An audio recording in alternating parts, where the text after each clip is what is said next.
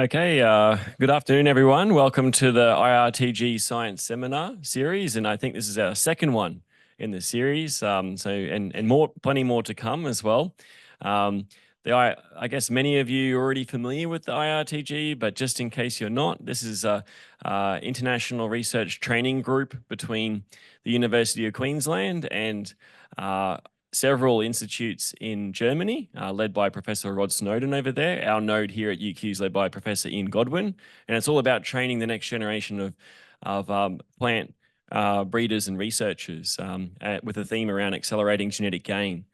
So a lot of the talks we have in our science series, seminar series, is geared to showcasing, what's going on in the breeding space with new technology, etc., but also hearing about journeys and pathways for careers as well. And so today we've got a really exciting speaker, so I welcome you all here, and I'd like to hand over to Samir to introduce our speaker for today. Thank you, Lee. I can see some new faces here. My name is Samir Al-Ahmed. It's an absolute pleasure to introduce Dr. Anna Backhaus. She is an early career researcher based at ICARDA. For those who don't know what ICARDA is, it's the International Center for Agricultural Research in Dry Areas and Arid Zones. It's one of the CGIAR centers, similar to ICRISAT and CIMMYT and etc. So Anna did her PhD at John Innes Center based at UK in Norwich with Cristobal, Uauy, and I think it was Richard Morris. Yeah. She did it on transcriptional factors that control early spikelet formation in wheat. Yeah. And Anna has been interested in wheat genomics since she was 12 years old. That's what I found out. And this is you're gonna hear from someone who's really interested in wheat and cereals in general. She is at the moment, since 2023, she's been taking care of the pre-breeding activities at ICARDA, doing everywhere from harnessing traits and tapping into the gene banks. So please join me and welcome Anna.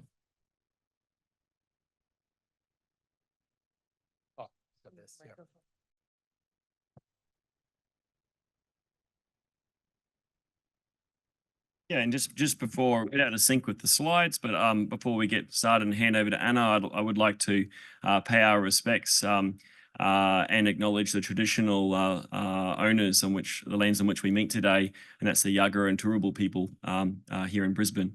So thanks a lot. Anna, over to you. Perfect. Yeah.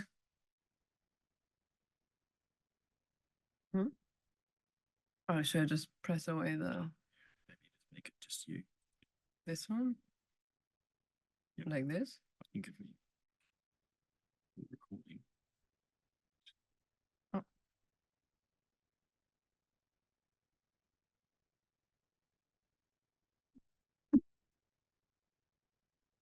That really improved. All right. Yeah, so thanks again for the invitation to Brisbane, my first trip up here, or to Australia in general. So I'm really excited to be here. Thanks for Lee and Samir, and also to Jules for making this possible. I heard I have about 2 to 3 hours. No, I try to keep it a bit shorter than that.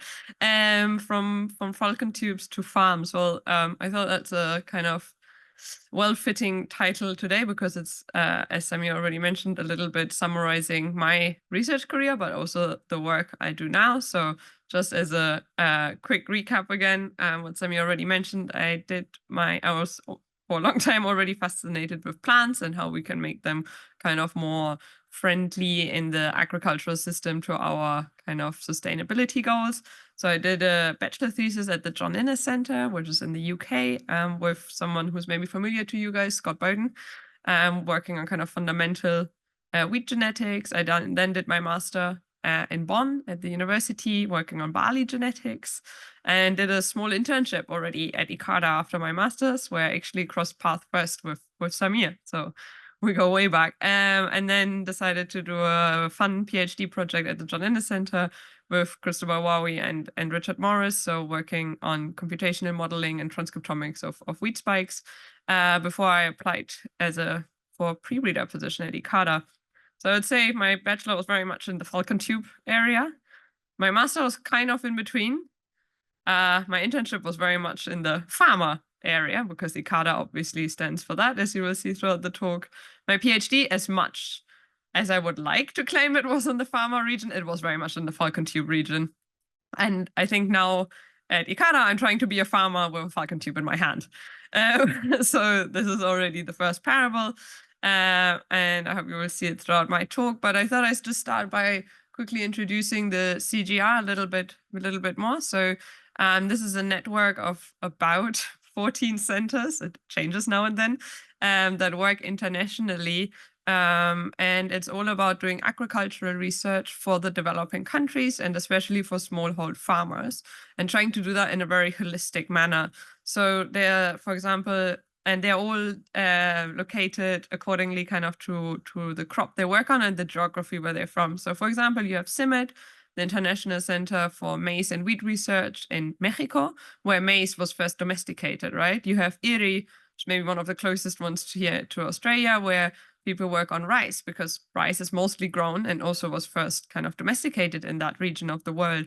And that's the same for ICARDA, which you can see here, actually located in Lebanon, because that's where ICARDA first sat. It's the International Center for Agricultural Research in the Dry Areas. And the crops we work on are also domesticated in this fertile crescent of the world. Sadly, it's also a conflict-riddled and very unfortunate region of the world. So the center was first created in Lebanon, and then due to civil war had to move to Syria. And where really sadly in 2012 it had to move out again, at which point they decided, okay, enough moving. Maybe we can just try to have a decentralized system. So ICARDA is now working out of having still a gene bank in Lebanon, having a lot of the researchers sitting in Egypt as well, and in Morocco, where you can see the little star. So I'm actually based in Morocco, and you will see how that fits kind of what we work with. And all of these centers are mostly funded by international development funding. So, for example, US aid, UK aid, but also GRDC funding comes to us and helps us do our work, or allows us to work at all, as well as we were discussing over lunch, philanthropic funding such as Bill and Melinda Gates or the Basal Fund now. And they've been running, like, ICARDA has been funded in the 70s, so it's kind of a long-term project. At ICARDA itself, we mostly work on non-tropical dryland crops. As you can see here on the right, you can see the area where we thus focus on. So it's really this North African belt going into the Middle East, Central Asia, lots of work in Ethiopia as well. And I try to kind of organize the crops we work on and why. Because were first domesticated in that region, but also because they're widely grown. So we would have probably bread wheat and faba bean at our kind of well irrigated crops.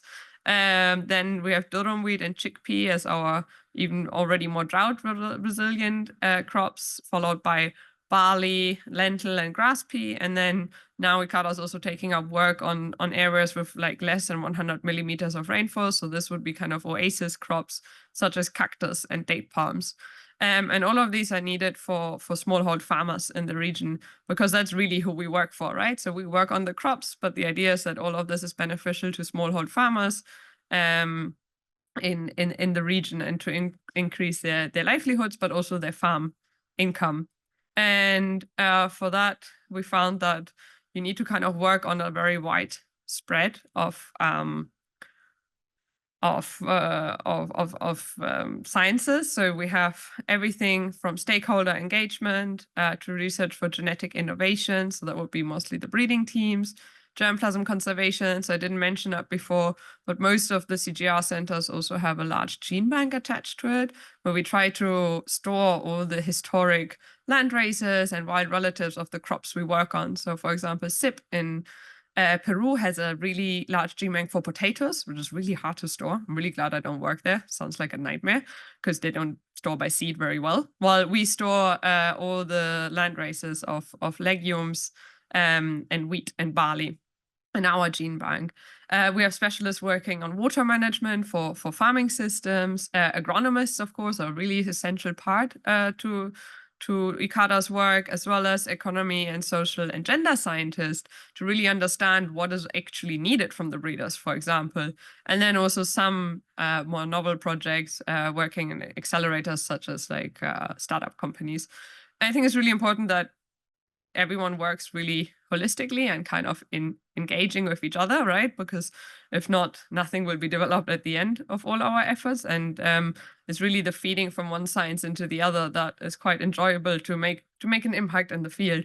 And I would say my work as a pre-breeder now sits kind of between those two keystones of ICARDA. So I'm trying to connect the germplasm conservation work with the research for genetic innovation. And today, throughout the presentation, I will just kind of try to give an overview of what my job actually includes through some of the science we've achieved. So this is going to be a very idealistic overview of the ICARDA pre-breeding activities and how I envision them. So the first thing is that we have these gene banks, right, that I already explained. And within each gene bank, we have thousands of accessions that are related to the crops we want to work on. So they're similar, but they haven't been maybe used for intensive breeding yet. So they also have a lot of problems, but they hold a lot of novel diversity. So the first thing I need to go do is find out which trait do we really need? What is a trait that the breeders currently don't have in their program, but that the farmers and national programs really require? Because I can probably do pre-breeding for whatever trait. I can probably try to pre-breed you pink barley. But if no one needs pink barley, that would be 10 years of really wasted effort. Maybe we do need it. I don't know. But I really need to find out kind of what is there and then go into the gene bank and specifically look for that. And for this, we can use different data-driven approaches, which I think is really important to move towards to more and more. So we can use some sequencing data, we can use passport data, and don't worry, I will explain what the FIX stands for in the next few slides. We can do some evaluation to kind of find the best set that could give us this novel diversity and trait donors. We then need to cross them to elite material from the breeding program, because most of the stuff that's in the gene bank looks awful when you put it in a field, and no farmer would ever grow it without getting paid lots of money for it, because they haven't been adapted and they aren't very productive lines. Once you made the cross, you need to go through this wheel of breeding, I call it. But once you made a cross, I don't know how much plant breeding background you guys have, but basically you will have a lot of segregating populations. So you just try to stabilize them again and then do another round of targeted selection against the trait that you identified in the beginning, right? So it all comes back to that. And then hopefully at the end, you have a little variety of your crop that looks really similar to the elite that the breeder started with, but it has a little bit of different genetics. It has a bit of diversity in its background now. Oh, it moves automatically.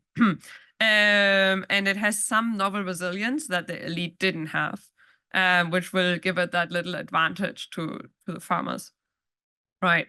So why do we need to be so focused and like so organized about all of that? Well, because if we look just within the ICARDA gene bank, it's fantastic. It's like a treasure trophy little like gene bank of amazing species richness with in total around 50 or 60,000 land races between barley and wheat and thousands of wild accessions. But this is the advantage of it, but it's also the kind of my biggest hurdle, right? What of these thousands of accessions should I start with? Because if you look only on the barley side, so hordeums, you have you would have barley itself, Hordeum vulgare, and its ancestor that it was originally derived from Spontaneum. And you have the very close relative bulbosum, and then you have some relatively close relative bulbosum and some even more distal species such as Hordeum marinum that you can't even cross to barley. And then if you look on the wheat side, so the triticale, it gets even more complicated. So you have the einkorns in the top, and we believe that these Orato and Spaltoides, for example, hybridize to form the tetraploid wheat, so Timothybi and Turgidum. And within the Turgidum, that should already be a bit more familiar because we have durum there, so it's a tetraploid wheat, but it's also known as pasta wheat. So it's the wheat we actually grow still today, just obviously a bit more breeding and domestication has gone on since this original durum. And you have also Dicocoides, which is wild emma, and Dicocon, which is domesticated emma, which we're all used to get to durum, and all these other subspecies. And we have accessions of all of them in the gene bank. And then actually tetraploid wheat and Aegilops tauschei hybridized again to form Triticum aestivum, which is bread wheat, right? Hexaploid wheat. So we have all of this to kind of manage. And the problem is also that the land races are great because they're maybe a little bit like domesticated dogs. So I'm going to try a new analogy here. So land races I really like working with, and all my pre-breeding works really easy with that because they're kind of easy to handle. They look already a lot like a normal dog, right? So for example, here you have some some wild Moroccan street dogs, but they actually would be very easy to cross to any elite dog, right? Elite dog race, I don't know, Dalmatian. They're kind of easy to grow and compare. We have many accession of land races and high data availability. But then if you compare that to something like Spontaneum or Emma, which I called like the ancestor of the crops we grow today, that would be a bit like a wolf or maybe like a dingo, right? So already it gets a little bit harder to cross. It's a bit wilder. We can't make so many comparisons. And then on the really far right side, we have these crop wild relatives, which would be, for example, bulbosum or the primitive weeds, which is maybe the equivalent to looking at like these gray Canadian foxes compared to a dog. So already really different species, very cute, very interesting to work with because they have such extreme diversity. But also it means we can only make very limited, for example, experiments on the species bulbosum itself that would give us any idea how useful that is in breeding. So we need slightly different approaches when it comes to these three classes of diversity. Not dog diversity, sorry, I am going to talk about cereals. I wish I could talk about these guys. So starting with the land races, and actually even only the barley land races, these green dots indicate all the land races we hold in the ICARDA gene bank. So 29,000, we're the second largest gene bank in the world for barley because we hold the global mandate for barley breeding. You can see they kind of come from all over the world. And it's really important that in gene banks, you need to really maintain your data really, really, really well and be really careful that you exactly know which pot in your gene bank corresponds to which ID, and then all the passport data. And with passport data, we mainly mean where was this landrace originally collected. So if we have accessions where we don't know anymore where they were collected, they become nearly meaningless to us, or if we don't have genotypic data or anything attached to them, because I can't use them as a pre-breeder. Because the cool thing now is that, okay, so I have knowledge of the longitude and latitude where each of these lines came from originally. So what that means is I can attach data from the collection side to it, right? So this is called FIX, Focused Identification of Germplasm Strategy. And it was actually developed already probably before most of the people in this room were born, by someone by researchers in Australia and in ICARDA. And the idea was simply, well, if I'm looking for a very specific trait, so for example, in this case, boron toxicity, I have a much higher likelihood to find land races that have a resilience to boron if they were evolving or grown by farmers in fields where you actually have boron in the soil, right? This is just basic evolutionary theory. So if you evolved under stress, you will have natural selection for that stress. So you will find as an output lines that have resilience to that stress in this region, at least more likely than in a region where you don't have any stress at all. So if we follow this kind of logic that they used here, we can, maybe let me show this one first. We can see here, for example, again, the map of all the land races I already showed you earlier, but now with the ones where I could attach soil data for salinity. Because I'm looking for land races that have increased salinity resilience. I wanted to ask, well, where do I even have land races that come from fields where you had salinity in the ground in the first place? And here you can see this exchangeable sodium percentage, which is a good estimator for how much sodium is in the soil. And I obviously, if I want to test now, well, let's say I don't have space in my field in my salt field to test 29,000 land races. I can only test 120. Well, let me take the 120 that are from the most high areas of ESP, because the likelihood will just be so much higher. And we found that this is also true even with disease resistance. So I think this was for net form of net blotch, where basically let's say you have the ability with your pathologist to test 120 lines, you could take a core set, right? And core set just means you take lines from your gene bank that still represent most of the diversity, but having way fewer lines. And that's fantastic if you just want to do a diversity study or maintain as much diversity. But if you're looking for a specific resistance, it will not help you to enrich lines that have that resistance within your subset. And that's what we found. So if you take a core set and then you score it for disease, you on average have 10% of the lines resistant to this disease. Well, if you would have taken just a random set of 120 lines, you would have had on average 10% of the lines resistant as well. But if you did this fixed set where you took preferentially lines from areas where the disease should occur, you actually get 18%, well, nearly 18% resistant lines. And that doesn't sound like a lot, but you increased your probability by twofold, right? So you halved your cost in a way. So that's great. Right. So we did that. So finally we took these lines, the ones in yellow. So 120 out of the 18,500 accessions where we actually had soil data for.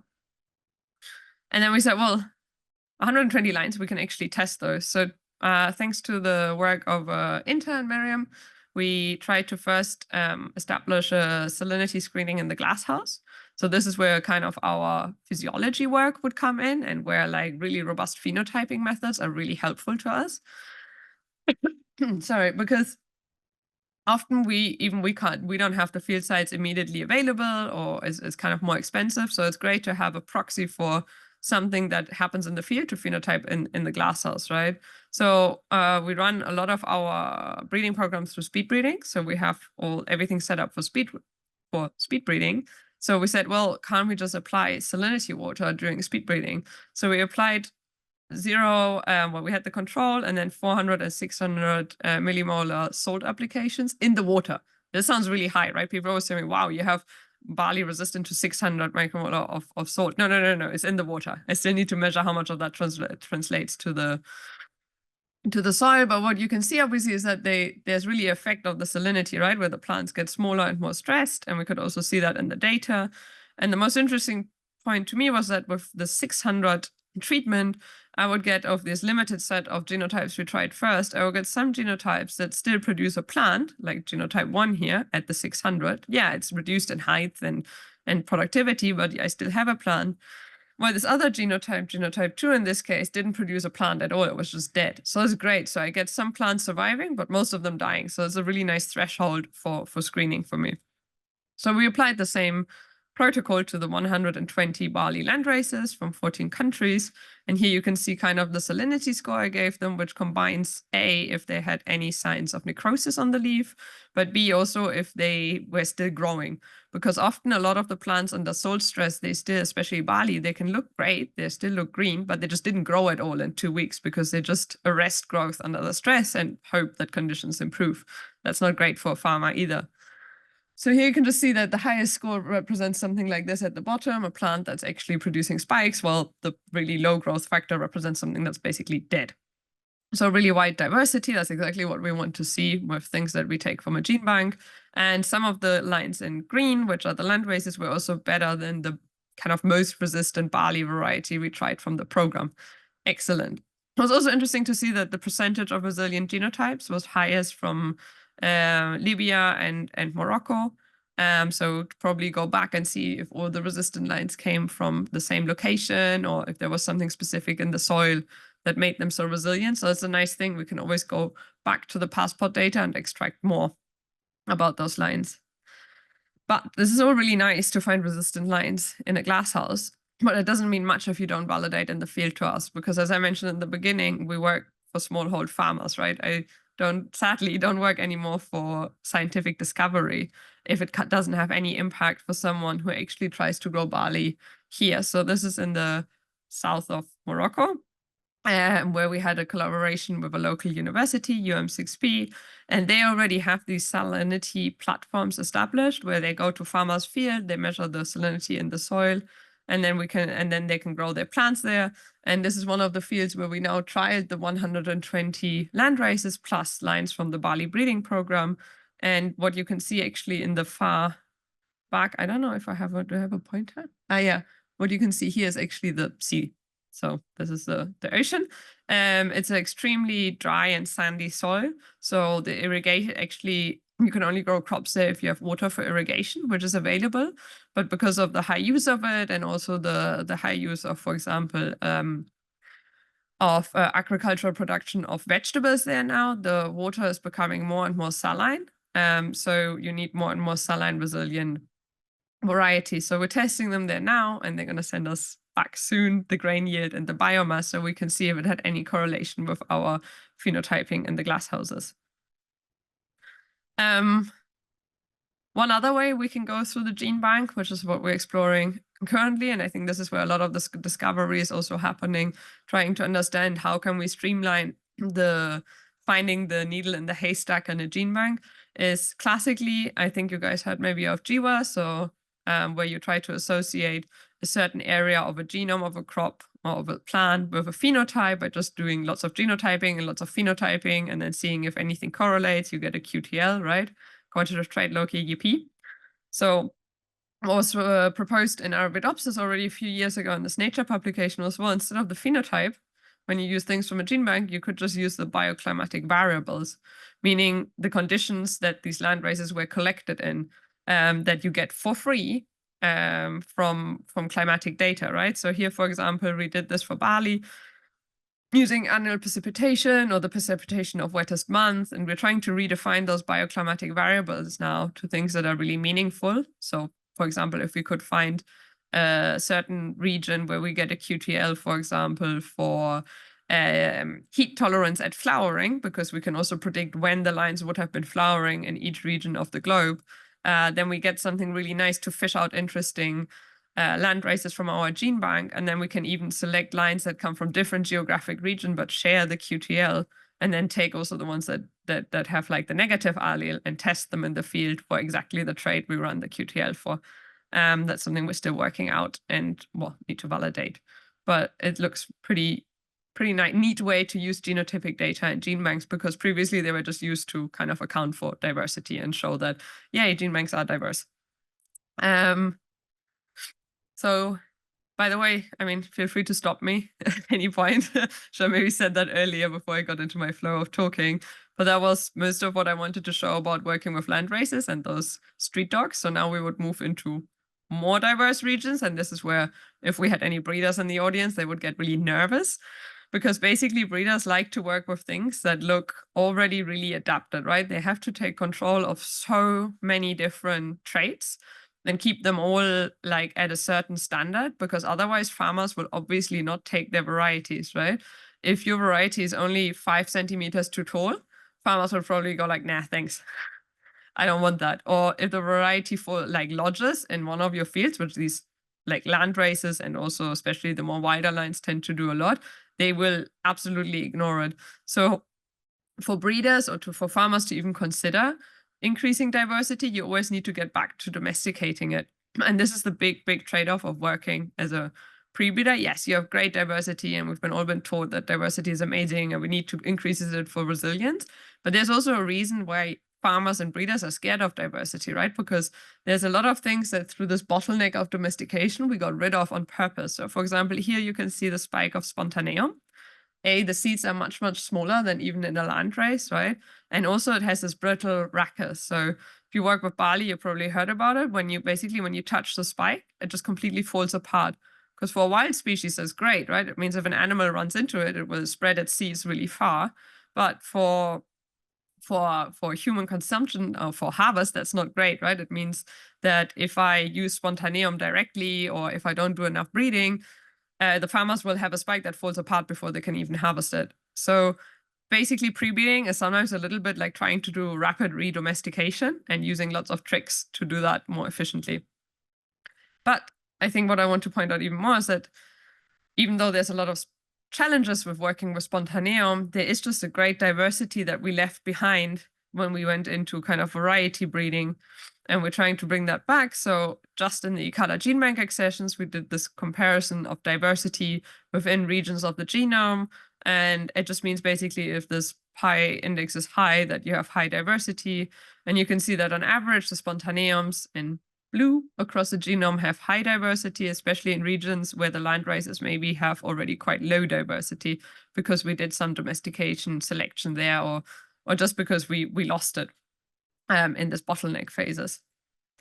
And also because I work at ICARDA now, where people have already been using spontaneums for a long time. So that's really useful. So we just found that crosses with spontaneum, not always, but sometimes can result in really good varieties. So all of these, what you can see here is the different crosses we would have made. So for example, Rosalind would be actually a Australian variety, and we crossed it to an IG. IG always means it's a gene bank accession from ICARDA. And in this case, they're all spontaneums. And then we grew them in the field. So we made this cross between Rosalind and IG, and we back crossed it to Rosalind, just so that only 25% of the genome was spontaneum, so that it's a bit more looking like a normal crop. And then we compared them back to the elite, and we wanted to see, well, did we improve the grain yield in any way? And you can see in many comparisons here, we didn't, right? We actually produced a new variety that does worse than what we started with. Okay, maybe there's a specific trait we improved, but this wasn't very targeted because we didn't know what the spontaneum was good for because it's so hard to test them. So that's not ideal, but breeding is also a little bit a numbers game. So, okay, in 1, 2, 3, 4, kind of 5 of the cases, it didn't work so well, but in the commander lines, it worked really well, right? Where a lot of the lines coming from this cross with one IG now did much better than the parent in the beginning. So this would be something we would also say, okay, you didn't know exactly what you can use the spontaneum for because it's so different. But once you cross them and you evaluate them in a fair try, you can actually find great new diversity, even for grain yield. And then it would be up to us to do some science to follow up. And then just, I think, to make the point from the Falcon-tube to farm. So this is a really fun project that I was involved with the Crop Trust. So it's a Norwegian funding coming to ICARDA called Bold Barley. And here the idea was that some of these kind of pre-breeding lines that were already made at ICARDA, that we wanted to test them in farmers' fields. So here you can see us standing in a farmer's field in Agana, which is a very, one person knows where that is. So literally one, thank you. It's a small, very rural area close to Agadir in the south of Morocco. And the farming systems there were amazing. When we visited them, they're very much like a circular economy still. So they produce their own animal food, and then they sell the animals on the local market, and barley is mostly used here to feed animals, right? So we got them involved in this project and asked them, well, could you grow these 1, 2, 3, 4, 6 varieties of pre-breeding, right, that you can see at the bottom? And I just shortened the pedigrees. So one of them is the Giza, which is a variety from ICARDA crossed to a landrace.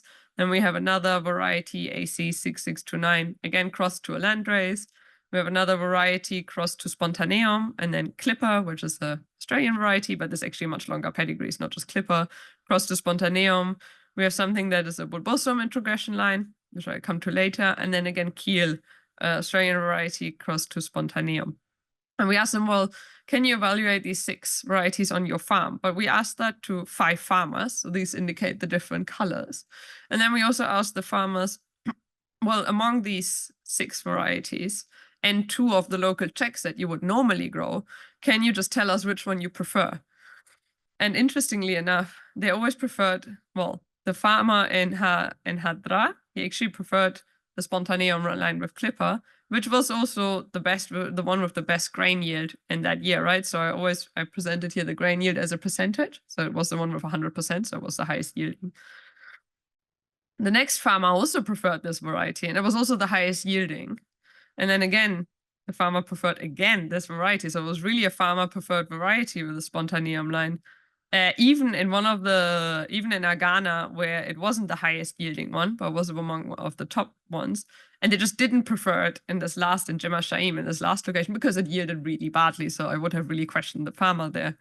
I think it showed us 3 amazing things. One, the spontaneums line did extremely well, right? It was preferred by 4 out of 5 farmers. It's also interesting because it's a 2-row barley. It's not a 6-row barley, which is classically not so much used in these environments. And farmers are really good at selecting high-yielding lines by eye, right? They didn't get any of this data. They just stood in their field and said, I like that one.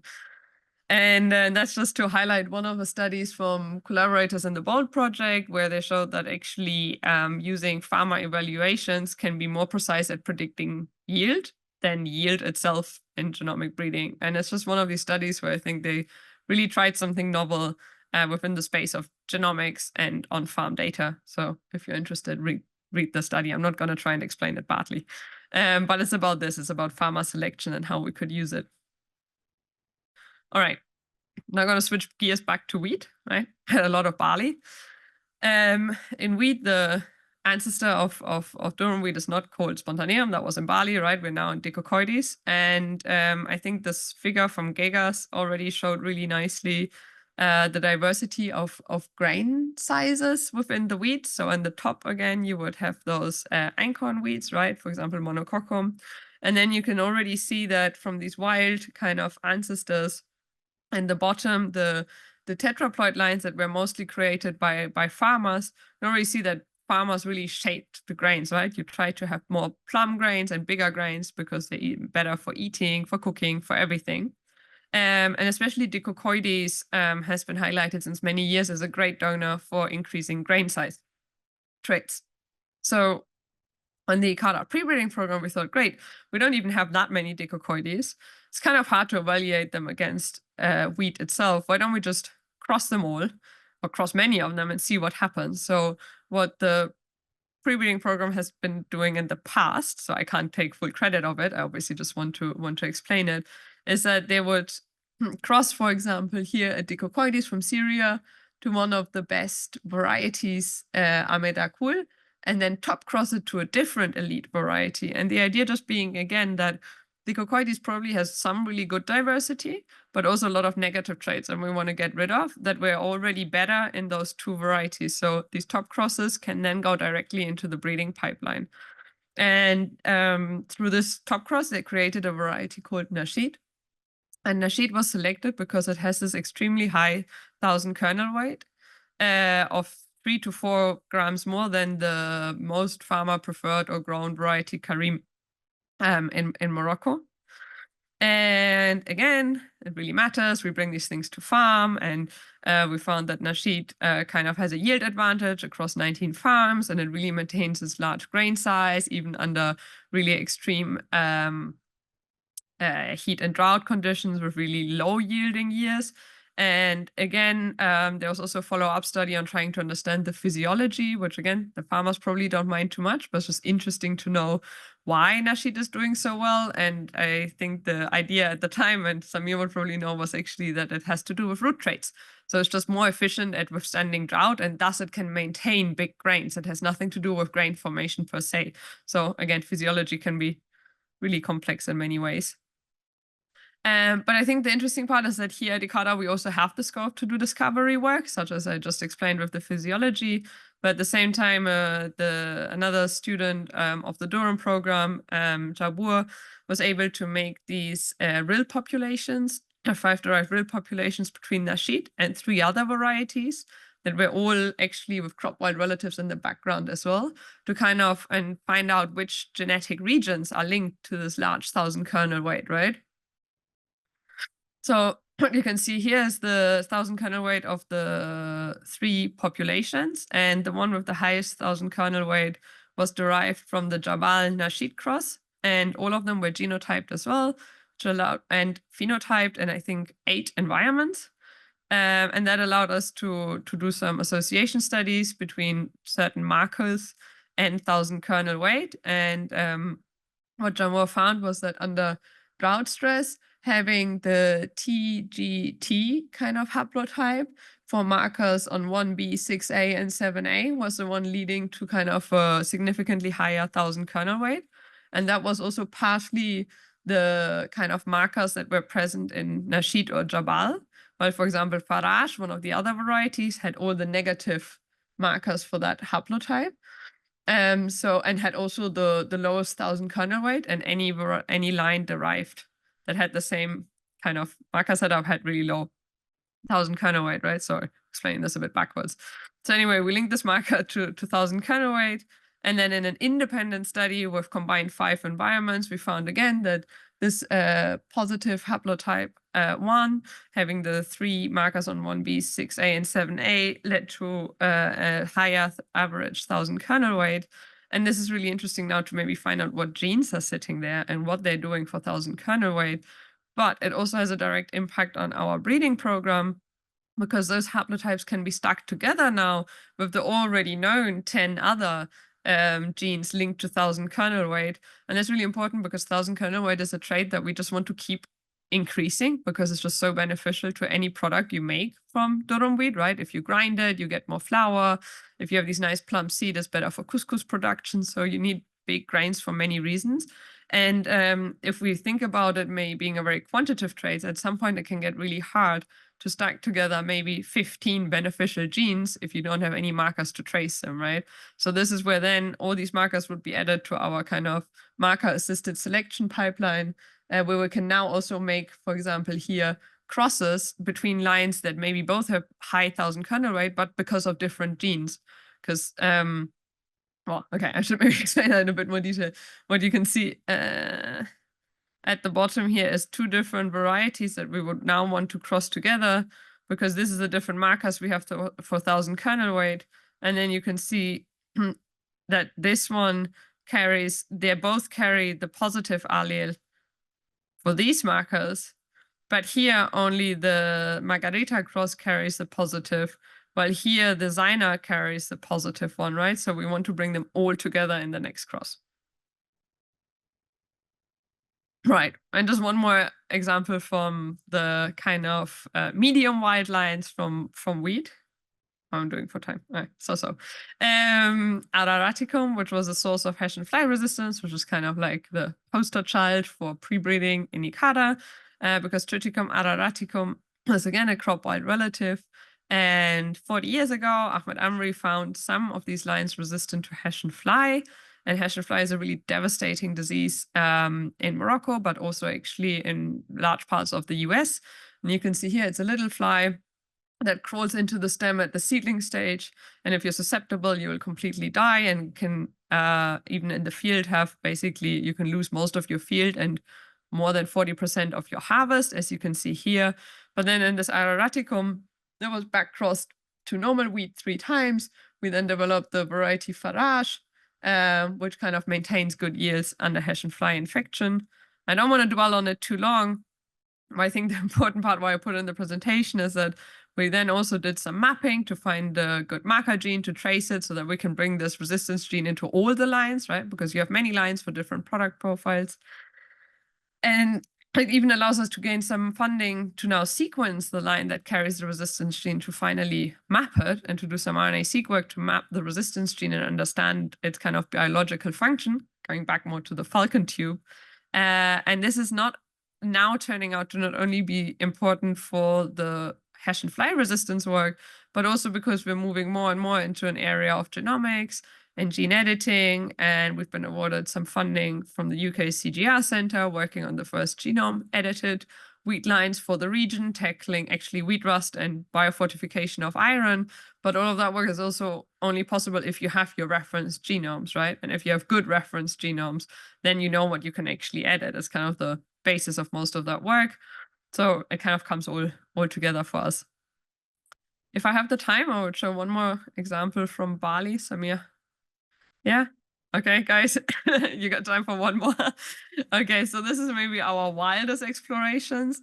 Hordeum bulbosum. It is actually called bulbosum because it makes bulbs like onion. It grows mostly in Mediterranean regions, very widespread still in Lebanon, Syria. It's supposed to be in Morocco, but I haven't seen it there forever, or anyone has seen it, I think, since the 70s. Again, this is what it looks like when we grow it in our glasshouse. So it literally makes these bulbs. And it's a perennial, right? That makes sense. It's an outcrosser.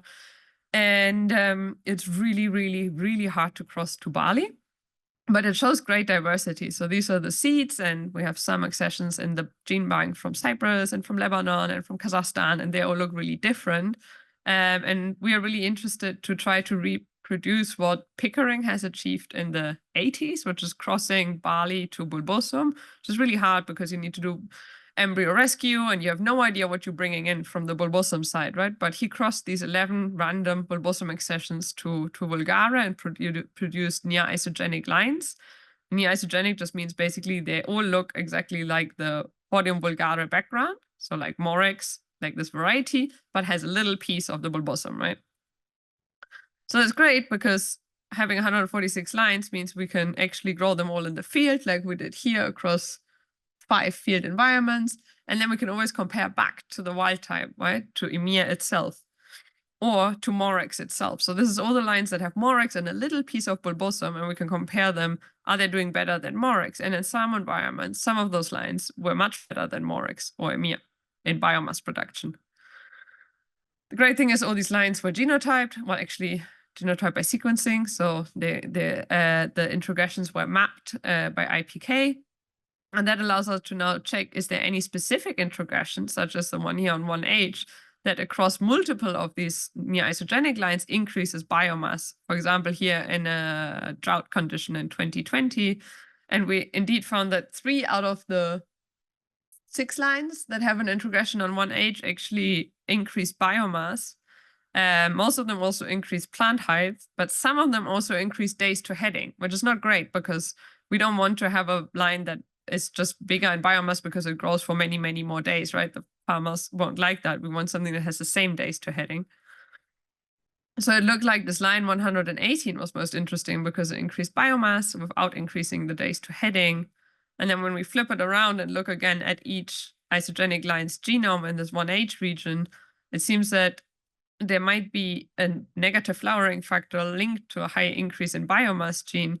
And it's about breaking that linkage between these kind of genes when you bring in stuff from the wild, which is why sometimes it gets overlooked in breeding, right? Because you have this negative effect and you have this positive effect really close to each other. So for example, increasing recombination, like some of you try to do in your PhDs, would be great, because then you can break them apart, or just sieving through enough of these near isogenic lines until you find like a nice one, like nil 118. That's what we're trying to do. So very different approach to what we can do with land races, right? It's kind of in these more wilder lines, you go in very blind, you cross them, you see what you get, you evaluate those lines, and then you see what you can do with it. But having this library of podium bulbosum lines is also nice because it allows them to share them with collaborators or other groups. So we also use them in our root biomass profiling. I'm not going to explain it in detail because I think I already talked a lot. But basically, we're also doing coring, but you have all the experts of coring here. So you can talk to them, and we think we found some differences in coring profiles, but we're actually validating that this year. So yeah, I think excellence in breeding can only be achieved once we excel at diversity. Because I'm a pre-reader, right? But I also believe in really diverse teams and technologies. And that's my diverse team. And I think you saw my diverse technologies. So if you have any questions, reach out. I'm also on Twitter, or email me, even if it's in 3 years' time. I don't mind, just get in contact, remind me where we met. And yeah, welcome for any questions.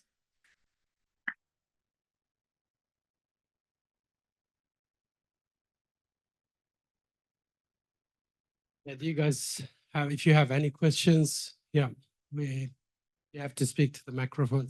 It's recorded. I was going to listen to that. Hi, I was just wondering, in one of these centers, when you talk about doing projects surrounding what farmers and growers want, are those activities that you undertake and getting that information about what farmers want? Or is there a division within the center that focuses on that? Or is it really still driven by what funding wants?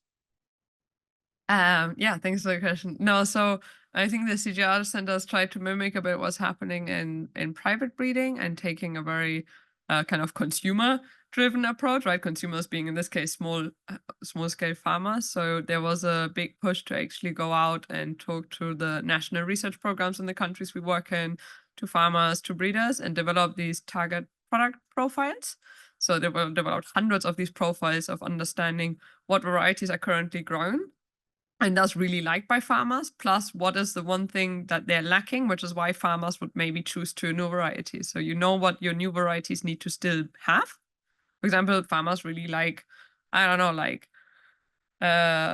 black grain color in a certain pulse or something. Well, you need to maintain that. The farmers are not going to switch from that, but you need to bring in something new as well.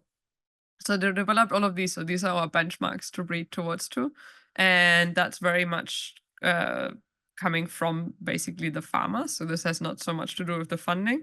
And most of them would have been developed and are still being developed by experts, so socioeconomics people. We have a gender specialist, Dina, working at our institute that does a lot of these farmer inquiries, trying to also ask, to also split male farmers from female farmers to understand the different needs they have or priorities they're giving to things or how they select. So we would often work together on them by providing the germplasm or making connections with the farmers or but we wouldn't I wouldn't undertake those studies. They're really complicated and the data analysis is really complicated as well compared to what we have. Any other questions?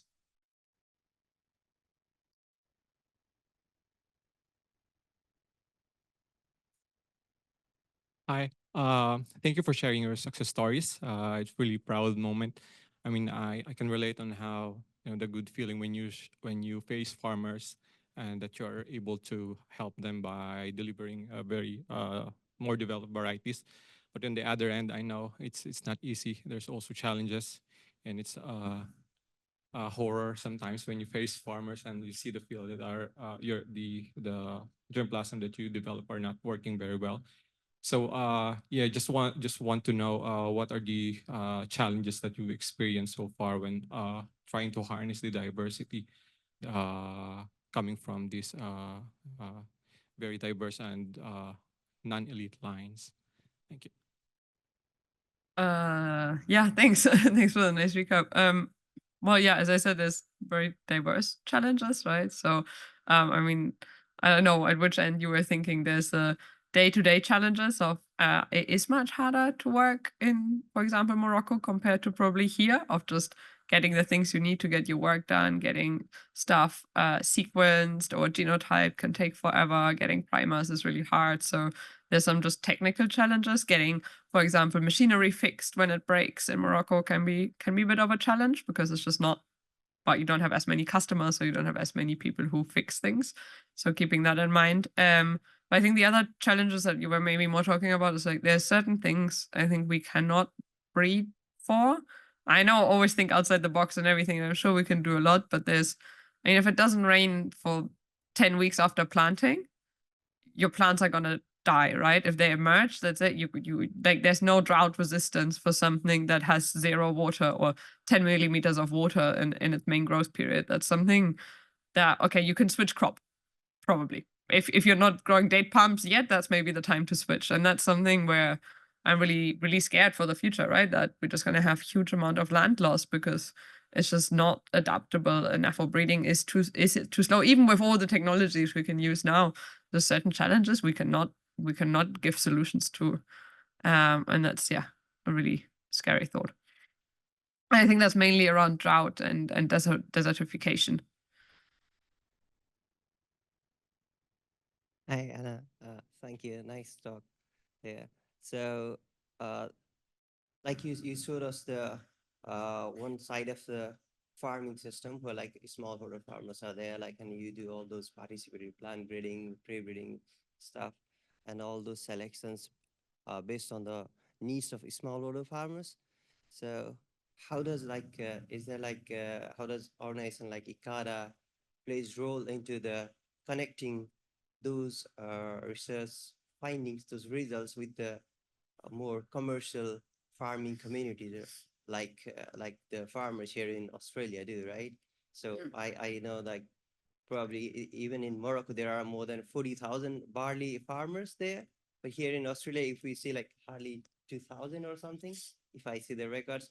So how does the organization like ICARDA plays role in connecting those two different you know, industries, I would say, or farming systems?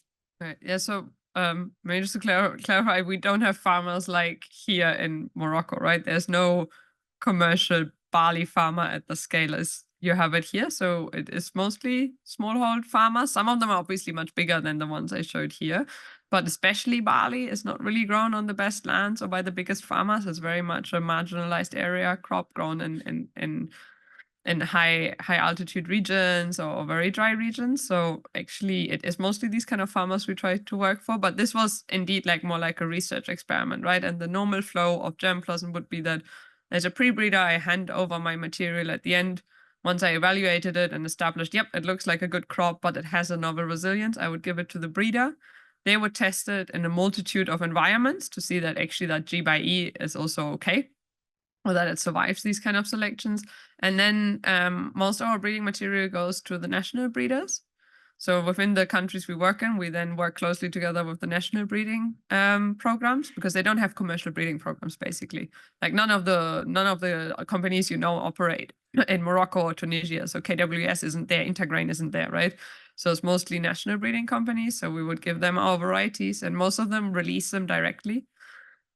Sorry, because we don't release varieties, we don't make any money of them, but we also can't release them. So it would be the national programs that release them, or maybe use them as crossing in the more advanced national programs we work with. So in Morocco, that would be INRA or ARC, I think, in Egypt, and they would then through the seed system give it to farmers, and then farmers can just buy them in the local market. Thanks, Anna. I have a question. So, you might have an interesting take on this, considering your background from a Falcon-tube to where you are now. But it's about CRISPR, and so a lot of our students in the room are working on CRISPR or using CRISPR. What do you see potential for using CRISPR to develop crops through the ICARDA network, for example, and how would you use it in your role as a pre-breeder? Thanks for the question. Yeah, I've been thinking about that a lot. So I think for a research tool, it's fantastic, outstanding, right? One thing we obviously need to accept that in many countries, gene editing or GM is still not accepted. And that's the case for most of the countries I work in. But I think that is a hurdle that's going to fall soon. Like in Australia, I mean, it's getting easier. In Europe, it's getting much easier as well to work on gene edited crops, especially in the UK. So leaving that aside, I'm thinking that it will be possible. I think we need to be very careful that we don't gene edit things that you could achieve through mutational breeding, because yes, making one edit is easy, but then all the work you have to do afterwards before you're allowed to actually grow it anywhere, because of all the background CRISPR constructs you have, is actually a lot of work, right? So really, could you have maybe just made a mutagenized library and found the line that you want and then use that? It's probably easier. I think where I'm really excited to see, and this is kind of my futuristic more dreamy project, where I think gene editing and then later on, actually, I guess that would be GM would come in, would be, I have so many species like bulboso that I can't cross or that are really hard to cross. Like Morinum, another really cool species, super widely adapted. You might know it as like walled barley. So it grows everywhere, especially in Central Europe. It's going crazy at the moment. It's just growing everywhere. That one we can't cross at all to domesticated barley. So imagine I could just take little snippets and insert them all into different barley and make kind of like a chromosome segment substitution line out of that. That would be awesome. Then I could test all these snippets and then see if one of them is really beneficial. And that would be, I think, my future outlook. And I was really excited a few weeks ago, I think in yeast, they managed to make really long gene edited lines, right? Where they inserted like a few million base pairs instead of just like a few hundred base pairs. And that's a region of research I'm really interested in. Thank you, Anna. I have a question for you as well. You showed us a figure that shows Kareem doing much less yield than Nasheed. But if you look at the farmer's field, you will see a lot of Kareem is grown. Why do you think that is? And what should ICARDA do to kind of change the mentality of farmers to grow Nasheed, for example? Yeah, so that's sadly very true, and I think that's where Morocco is specifically difficult country for us to have impact in, because there is no existing seed system.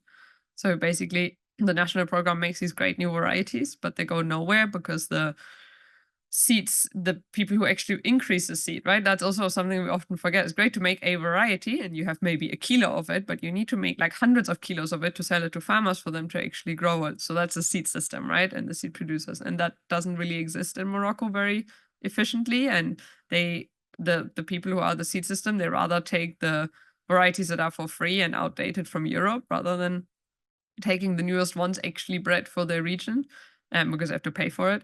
So I think that's where ICARDA needs to work stronger on seed system, which is something that CIMMIT is really taking up now. And that's where you also need to be a bit fluent about where you put your research, I guess. We've been really good at breeding, but now the bottleneck is seed system. So probably more funding for seed system is needed. In Ethiopia, the seed system works really different. They really streamlined it. So it's a fantastic country for breeders to work in, which you can also see in where the funding goes to some extent, right? So I'd hope that doesn't stop anyone. But and what ICARDA is really trying to do now is things like here at the bottom, we went to the National Agricultural Fair, SIAM, in Meknes, and try to have presence there and talk more to farmers about what they want, but also actually like about our products. And we do that together with the national program, and that should put more pressure on the seed system or the seed producers as well, because the more requests they get from farmers for our varieties, the more likely it is that they actually produce a seed of our varieties or the national program's variety. And that's where we're also very linked to what the national program wants to do, right? We closely try to align to their strategy and not do our own thing independently. That would be horrible. Great. Okay. Well, I think we're out of time for the official seminar. So thank you so much, Anna, for sharing your story, your journey so far, and all the amazing pre-breeding work that you're doing with the ICARDA team. Thanks a lot. And I think there might be some. Feel free to hang around after the session for a bit more of an informal Q&A if you like. We've got this room for a bit longer. But first, let's thank Anna for a great talk.